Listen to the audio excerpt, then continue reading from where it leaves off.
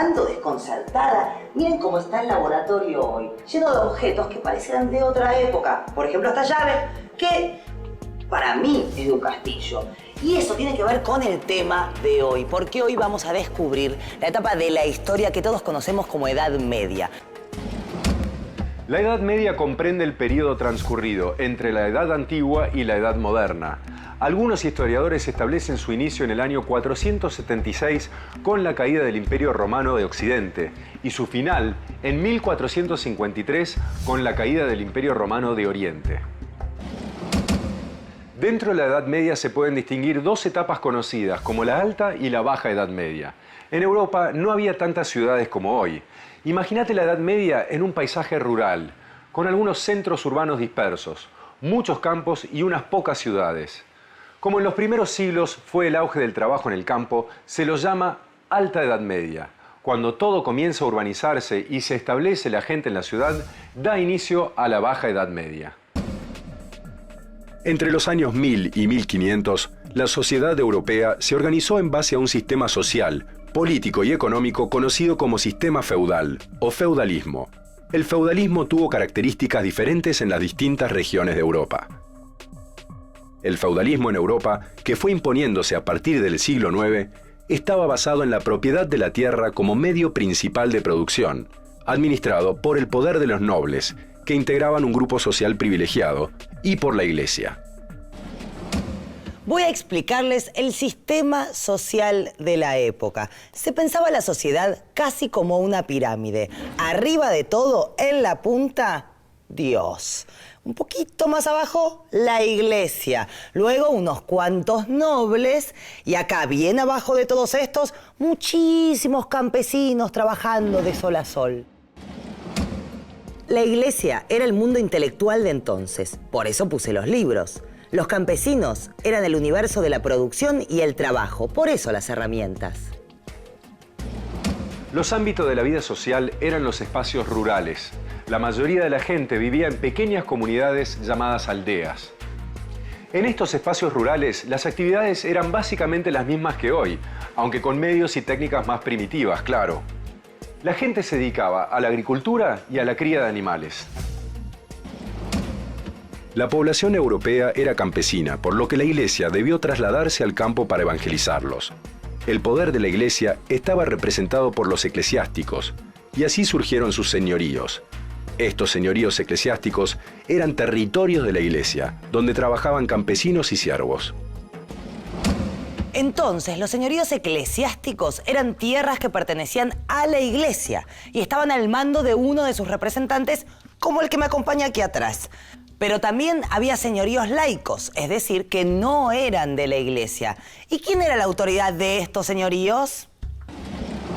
Los señoríos laicos estaban en manos de señores feudales, y allí la vida se organizaba alrededor de estos señores y de los campesinos. Algunos se especializaban en la fabricación de herramientas y útiles para las tareas agrícolas y la vida cotidiana. Y según el orden feudal establecido, los campesinos trabajaban también para asegurar la subsistencia de los señores y de la jerarquía de la Iglesia. En este periodo, la economía era autosuficiente y se basaba en esta pequeña producción campesina. Los artistas retrataron estos siglos con paisajes bucólicos, de vida campestre. Siempre predomina la figura del campesino o la aldeana llevando a sus animales. ¿Cómo era la vida cotidiana de estas aldeas de la Alta Edad Media? Las aldeas en este periodo eran poblados, extendidos en campos abiertos. En estos campos se entremezclaban las parcelas de subsistencia, en las que cada familia practicaba la agricultura y criaba animales. En estos poblados también vivían artesanos, que fabricaban herramientas y útiles con madera, metales, cuero y barro. Alejado de las tierras de cultivo estaban los bosques y baldíos. A esos lugares la comunidad podía ir libremente y aprovechar algunos recursos. Pero la mayoría de los señores feudales eran laicos, cristianos que no formaban parte de la jerarquía de la Iglesia, y se dedicaban a la guerra para conseguir más tierras y así obtener más tributos. Vivían en un castillo, y cuando no estaban luchando, se dedicaban a cazar o a participar en torneos de combates entre caballeros. Además, el señor feudal tenía el poder de la justicia en el señorío. de alguna forma la Edad Media se caracteriza por la ausencia de un poder centralizado, ¿no? Si definimos a la monarquía como un poder centralizado, un poder estatal o al menos protoestatal, digamos así, lo que caracteriza el sistema feudal es la fragmentación política, es decir, que cada señor feudal en su propio feudo constituye una suerte de microestado. ¿Y el comercio? ¿Cómo compraban y vendían estos señores? Los intercambios comerciales eran poco comunes y había un motivo para eso: la inseguridad en los caminos y en las rutas marítimas. Por los asaltos había mucho temor de trasladar mercaderías. Por eso el comercio de larga distancia estaba interrumpido y solo se mantenían los intercambios entre aldeas cercanas. Y la escasez de la moneda por esos tiempos hizo que volviera esa costumbre del trueque. En cada feudo o señorío, los campesinos producían lo necesario para su subsistencia y también para pagar los tributos que les exigían sus señores. La reserva señorial era la tierra cercana al castillo o monasterio donde trabajaban los siervos. La producción de estas tierras pertenecía a los señores. También estaban los mansos. ¿Qué eran los mansos? Parcelas que el señor daba a los campesinos para que estos produjeran lo que necesitaban para subsistir, ellos y sus familias. Los campesinos, a cambio, debían entregar una parte de la producción. Y finalmente, las tierras comunales, que integraban el señorío pero no eran utilizados para la producción agrícola. Claro, esas tierras comunales eran bosques y pastos que podían ser utilizados por toda la comunidad. En ellas se alimentaba el ganado y los animales de tiro, como los bueyes. En el sistema feudal, los habitantes libres del feudo tenían sus tierras arrendadas, es decir, cedidas a cambio del pago de una renta. Esta renta debían pagarla al señor, con dinero o con trabajo, según el contrato de arrendamiento que tuvieran con él. Los siervos o esclavos también trabajaban para el señor, sin recibir nada a cambio. En realidad, en la organización feudal, todos los habitantes tenían que trabajar en algún momento en las tierras del señor, y los dueños de la tierra y quienes la arrendaban estaban ligados mutuamente por una serie de obligaciones personales y feudales. Aquí tenemos un señor feudal. Y yo lo miro así vestido y pienso, este señor estaba en un castillo y afuera tenía un montón de gente trabajando para él. Si era así, con tanta gente trabajando para él, ¿qué obligaciones tenía un señor feudal? Cada señor feudal vivía en una casa señorial y gobernaba sus tierras, por la que a su vez pagaba un arriendo con dinero a un rey o a la iglesia.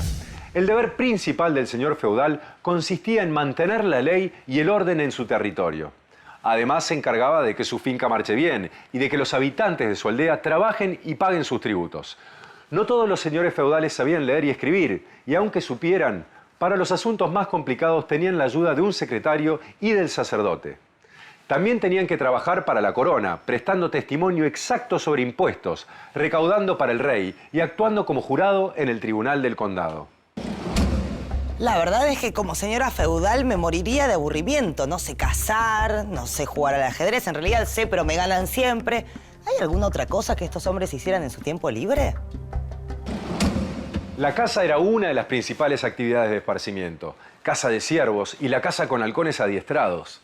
Además de jugar al ajedrez, jugaban a las damas.